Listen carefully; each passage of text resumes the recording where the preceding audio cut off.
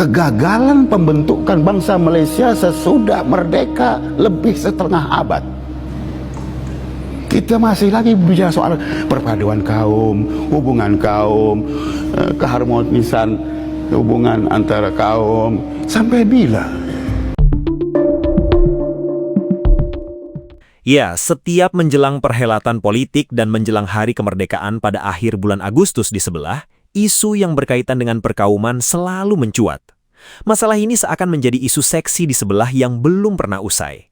Dari masa ke masa atau dari raja berganti raja dan bergantinya pemimpin pemerintahan, urusan ini terus mencuat walaupun zaman sudah modern.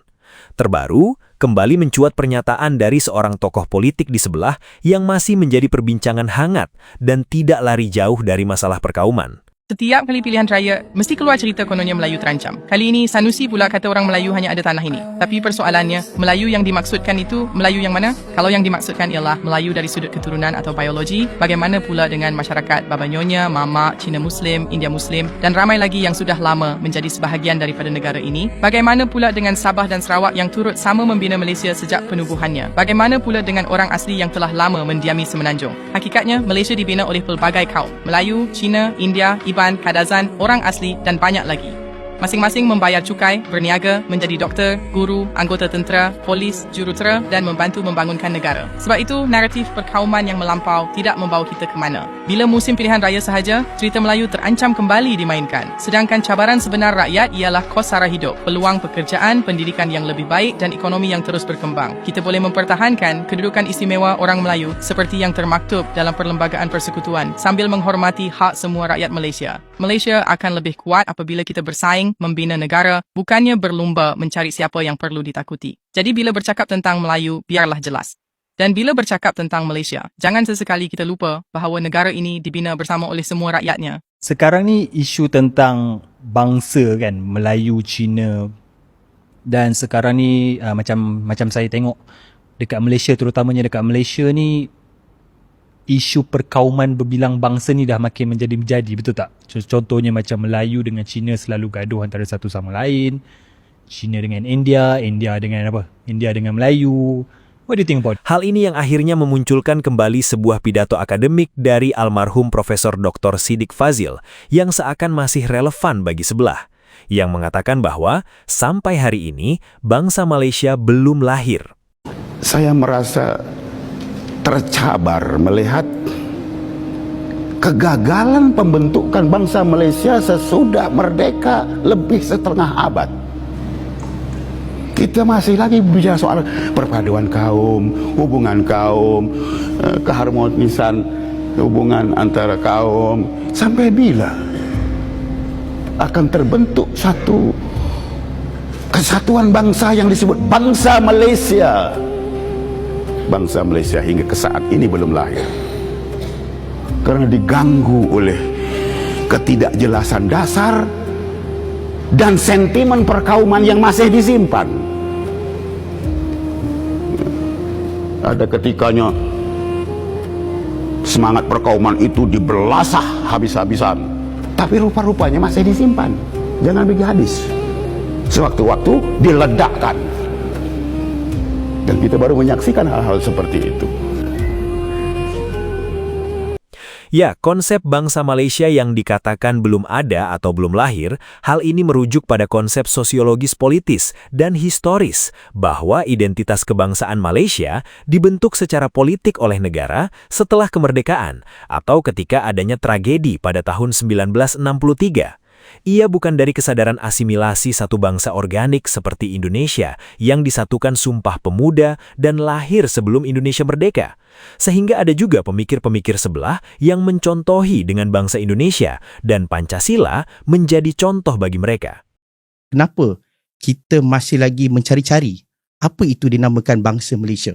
Bagaimana kita membentuk identiti, bagaimana kita melihat apa itu dipanggil sebagai bangsa Malaysia? Dan Pancasila di Indonesia sebagai contoh. Dan dia menggambarkan sebenarnya di dalam prinsipal-prinsipal di dalam hukum negara dan juga Pancasila ni kepelbagaian. Aktif Datuk daripada zaman sebelum kemerdekaan sehingga kini, adakah Datuk melihat bangsa Malaysia ini sudah tercapai ataupun masih lagi di bibit-bibit permulaan? Kalau saya boleh silakan Datuk. Sekian, terima kasih. banyak orang masih tak faham. What is the meaning of bangsa? Bangsa is nation. What is the meaning of race? Race is kaum. Sebenarnya istilah yang lebih tepat ialah etnik.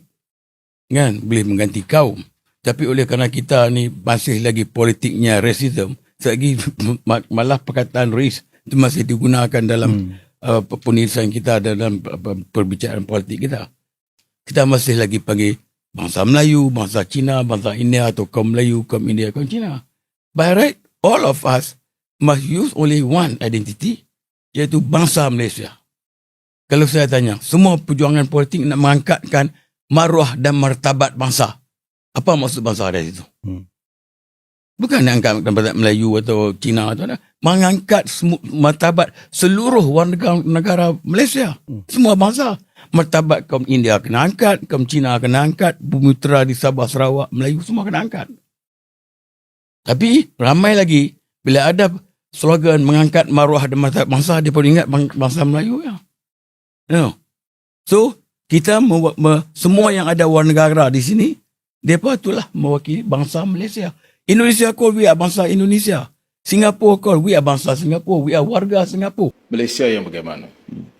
Kalau kita tidak berani memberikan penegasan kepada Malaysia yang kita mahukan, maka kita sampai bila pun kita akan bercakap dalam konteks perkauman kita lah, ya?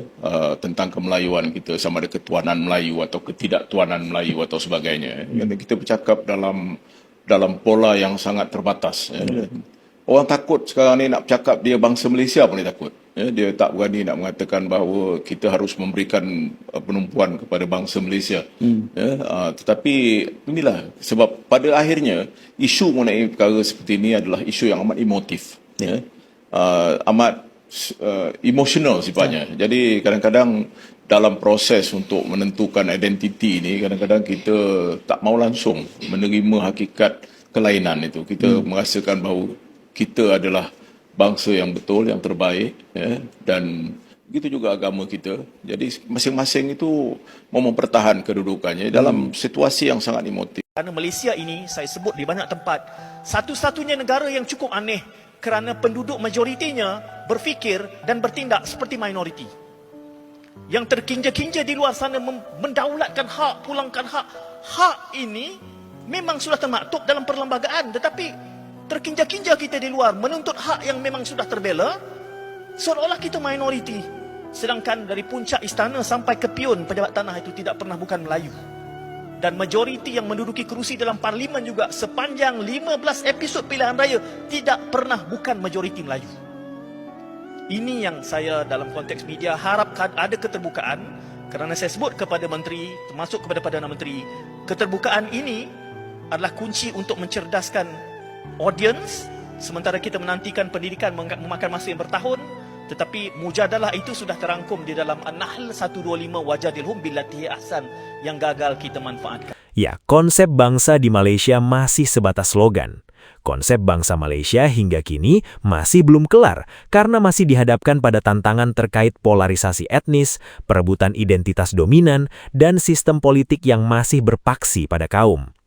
Gagasan demi gagasan untuk menyatukan berbagai etnis di bawah satu identitas nasional masih menemui jalan buntu yang panjang. Hidup berbangsa dan bernegara bukan hanya sekedar membangga-banggakan kemajuan ekonomi dan perkembangan yang ada dalam suatu negara, akan tetapi fondasi paling utama adalah persatuan kaum. Di sini perlu ada sikap tenggang rasa atau toleransi. Karena ketika setiap komunitas sepakat untuk hidup bersama, maka di situ harus ada pilihan untuk menghargai berbagai kemajemukan atau perbedaan.